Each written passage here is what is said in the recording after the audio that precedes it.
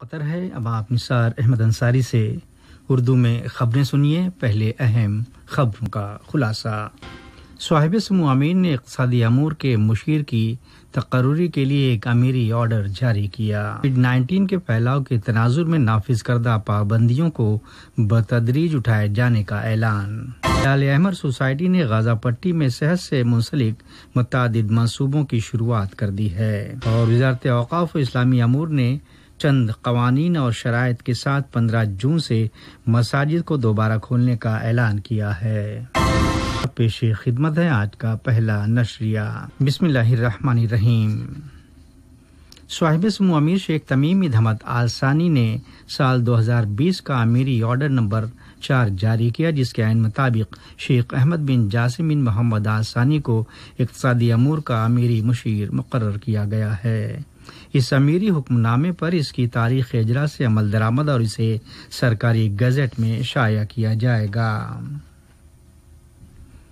Supreme committee برائے crisis management نے COVID-19 کی وبا اور اس ضمن میں اہم ترین ڈیولپمنٹ کے تعلق سے ایک پریس کانفرنس بلائی، جس میں اس کی ترجمان للوا خاطر نے کووڈ-19 کے پھیلاؤ کے نتیجے میں ملک میں نافذ کی گئی پابندیوں کو مرحلے وار یا بتدریج ختم کرنے یا اٹھائے جانے کا اعلان کیا۔ انہوں نے واضح کیا ہے کہ یہ وبا ایک چیلنج ہے جس کو پوری دنیا کا سامنا ہے، اور اس نے تقریباً ہر ایک کو متاثر کیا ہے۔ محترمہ نے زور دے کر کہا کہ پابندیوں کا بتدریج اٹھائے جانے کا یہ مطلب قطعی نہیں کہ آپ احتیاطی اقدام کو نظر انداز کریں۔ ان کا مزید کہنا تھا کہ ایک مرحلے سے اگلے اسٹیج کی سمت آگے بڑھنا اشاروں اور سخت ہدایات سے متعلق ہر ایک کے کمٹمنٹ پر منحصر ہے، اور اس کے ساتھ تعاون نہ کرنا چند پابندیوں کو دوبارہ نافذ کرنے یا بعد کے مراحل کی شروعات میں تاخیر کا جواز ہوگا۔ ریاست قطر مستقبل کے لیے مزید اپنے اسٹریٹجک پروجیکٹس بالخصوص سیکورٹی برائے خوراک کے شعبے میں آگے بڑھنے یا ترقی کے سلسلے کو جاری رکھے ہوئے ہے، جبکہ ملک میں حال ہی میں فارمز اور فیکٹریاں قائم کی گئی ہیں جو اسٹریٹجک ذخائر کی فراہمی اور ملک کو خود کفیل بنانے کے لیے کام کر رہی ہیں۔ ایک دیگر خبر کے حوالے سے کہا گیا ہے کہ وزارت صحت نے فوڈ رجسٹریشن سسٹم اور فوڈ سیفٹی کو یقینی بنانے میں ملک کی ایکسپورٹ اور امپورٹ کمپنیوں کے کردار پر ایک آن لائن ورکشاپ کا اہتمام کیا۔ وزارت صحت نے کل بروز پیر 24 گھنٹوں کے دوران کووڈ-19 سے ریکور ہونے کے 1597 کیسز اور 3 لوگوں کے انتقال کر جانے کا اعلان کیا تھا۔ اس کے بعد ملک میں اس وبائی مرض سے صحتیاب ہونے والوں کی مجموعی تعداد 45,935 ہو گئی۔ اس اعلان میں 1368 نئے تصدیق شدہ معاملات بھی شامل تھے۔ خبر کے مطابق پچھلے 24 گھنٹوں ہی کے اندر 19 مریضوں کو انتہائی نگہداشت یونٹ ICU میں رکھا گیا، جہاں اب مریضوں کی تعداد 241 ہو گئی۔ وزارت صحت کے بیان میں کہا گیا ہے کہ ICU میں داخل کیے جانے والے کووڈ-19 کے مریضوں کی تعداد میں بھی قدرے کمی آئی ہے۔ خیال رہے کنفرم نئے کیسز تارکین وطن ورکرز کے ہیں جو پہلے ہی سے متاثرہ افراد کے رابطے میں تھے، اور یہ نئے کیسز کا انکشاف وزارت صحت کی ٹریک اور ٹریس ٹیم کے ذریعے کیا گیا۔ خیال انسپیکشن کے کیسز شہریوں اور رہائشیوں میں بھی بڑھے ہیں جو ان انفیکٹڈ فیملیز کے ممبران کے رابطے میں رہے اور جو کام کی جگہ یا وزٹس اور فیملی گیدرنگ کے ذریعے متاثر ہوئے تھے۔ وزارت کے بیان کے مطابق وفات پانے والے تینوں افراد کی عمریں 50، 52 اور 65 سال ہیں، اور وہ دائمی امراض میں مبتلا اور ICU میں زیر علاج رہے۔ وزارت نے احتیاطی تدابیر اور روک تھام کے ضروری اقدام پر سختی سے عمل پیرا ہونے کا اصرار کیا ہے۔ قطر نے اس مسلح حملے کی شدید مذمت و ملامت کی ہے جس میں شمال مشرقی نائجیریا کے میدوگری نامی فوجی اڈے کو ہدف بنایا گیا، جس کے سبب کئی اموات واقع ہوئیں۔ وزارت خارجہ نے اپنے ایک بیان میں تشدد اور دہشت پسندی کو مسترد کرنے کے قطری موقف کا اعادہ کیا، خواہ اس کے مقاصد اور وجوہات کچھ بھی ہوں۔ بیان میں ہلاک شدگان کے افراد خانہ، حکومت اور نائجیریا کے عوام سے تعزیت کا اظہار کیا گیا ہے۔ وزارت انتظامی ترقی، محنت اور سماجی امور نے قطر میں ILO پروجیکٹ کے دفتر اور امپلائرز کی بین الاقوامی تنظیم کے تعاون سے ایک سیمینار کا اہتمام کیا، جسے قطر میں چھوٹی اور درمیانہ درجے کی انٹرپرائزز کے لیے کووڈ-19 پر اقتصادی رسپانس پلان سے منسوب کیا گیا ہے، اور جس کا مقصد کووڈ-19 کے وبائی بحران کے بیچ چھوٹی اور میڈیم سائز کی کمپنیوں اور ملازمت کو تحفظ فراہم کرنے میں سپورٹ سے متعلق بطور خاص شارٹ ٹرم اقدام پر تجاویز کے تبادلے اور ان کمپنیوں کی حمایت کے لیے حکومتوں اور امپلائرز کی بہترین کارکردگی پر بحث کرنا ہے۔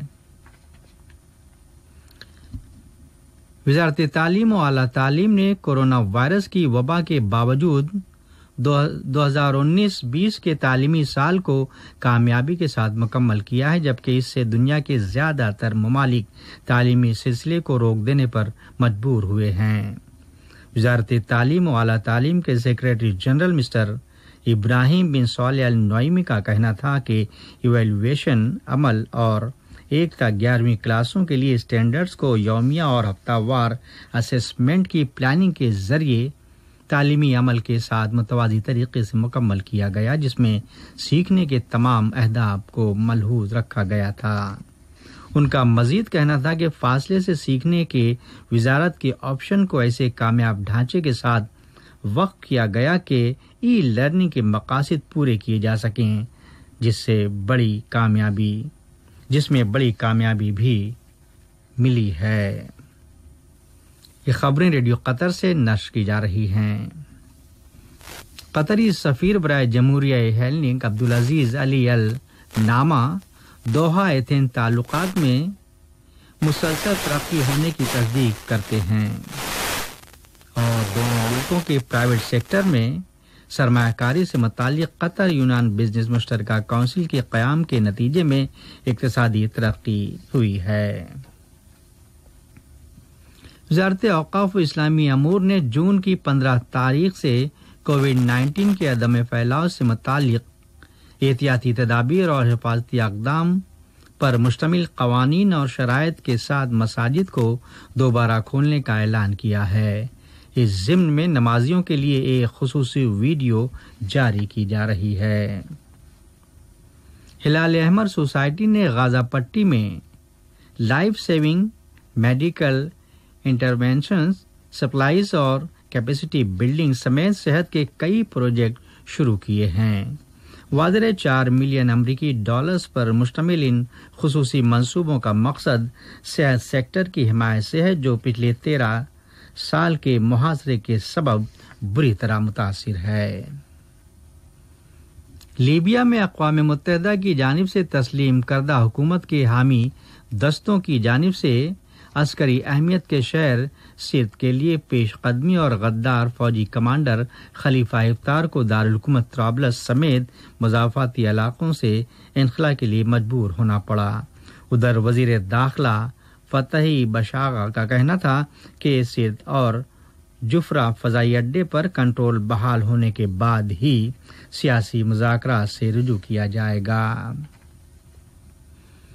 ترکی کے صدر جناب رجب طیب اردغان اور ان کے امریکی ہم منصب ڈونلڈ ٹرمپ کے درمیان ٹیلی فون پر بات چیت، جس میں دو طرفہ تعلقات، تازہ علاقائی و بین الاقوامی اور لیبیا کے نازک حالات پر تبادلہ خیال ہوا۔ ترک صدارت کے ایک بیان میں کہا گیا ہے کہ طرفین نے لیبیا میں حصول امن و استحکام کے لیے تعاون جاری رکھنے کا فیصلہ کیا ہے۔ خیال رہے لیبیا کو اس وقت سے سیاسی کرائسس کا سامنا ہے جب ریٹائرڈ میجر جنرل خلیفہ حفتار نے 4 اپریل 2019 میں دارالحکومت پر حملہ کیا تھا۔ امریکی کانگریس ڈیموکریٹس کی جانب سے کل پولیس تشدد اور نسل پرستی سے متعلق ناانصافی سے لڑنے کے لیے لیجسلیشن کے ایک جامع پیکج کو متعارف کرانے کا عندیہ ظاہر کیا گیا۔ امریکی شہر منیاپولس میں ایک سیاہ فام امریکی شہری کی پولیس تحویل میں پولیس حراست میں موت کے بعد پچھلے 2 ہفتوں سے ملک کے مختلف شہروں میں مظاہروں کا سلسلہ بدستور جاری ہے۔ شمال مغربی شام میں مسلح گروپس نے حکومتی دستوں اور ان کے اتحادیوں کے خلاف بڑے پیمانے پر حملے کیے، جن کے نتیجے میں 9 افراد قتل اور کم از کم 2 دیہاتوں پر قبضہ کر لیا گیا۔ خبر میں 6 جنگجوؤں کے قتل کا بھی تذکرہ کیا گیا ہے۔ عراقی سیکورٹی فورسز نے شامی سرحد کے نزدیک ISIS کے ملیشیا عناصر کے خلاف ایک فوجی آپریشن شروع کیا ہے۔ غرب اردن کے شہر رام اللہ میں مقبوضہ غرب اردن کے مزید حصوں کے الحاق کے وزیر اعظم نیتان یاہو کے منصوبے کے خلاف سینکڑوں فلسطینیوں نے کل ریلیاں نکالی اور شدید احتجاج کیا۔ برطانیہ نے ملک میں داخل ہونے والے مسافروں کے لیے 14 روزہ کرنٹائن کے نفاذ کی شروعات سے رجوع کیا ہے، خواہ وہ اس کے اپنے شہری ہوں یا غیر ملکی باشندے۔ ادھر روسی دارالحکومت کے میئر نے کہا ہے کہ ماسکو کئی مہینوں سے جاری کورونا وائرس کے لاک ڈاؤن کو ختم کرنے جا رہا ہے۔ اور بھارت میں کورونا وائرس کے سبب بند دفاتر، مالز، ہوٹلز اور ریسٹورنٹ سمیت عبادت گاہوں کو کووڈ-19 کے انفیکشنز میں ہونے والے اضافے کے باوجود دوبارہ کھول دیا گیا ہے۔ آج کا نشریہ ختم ہونے سے پہلے اہم خبروں کا خلاصہ ایک مرتبہ پھر سماعت فرما لیجیے۔ صاحب سمو امیر نے اقتصادی امور کے مشیر کی تقرری کے لیے ایک امیری آرڈر جاری کیا۔ 19 کے پھیلاؤ کے تناظر میں نافذ کردہ پابندیوں کو بتدریج اٹھائے جانے کا اعلان۔ احمر سوسائٹی نے غازہ پٹی میں صحت سے منسلک متعدد منصوبوں کی شروعات کر دی ہے۔ اسلامی امور نے چند قوانین اور شرائط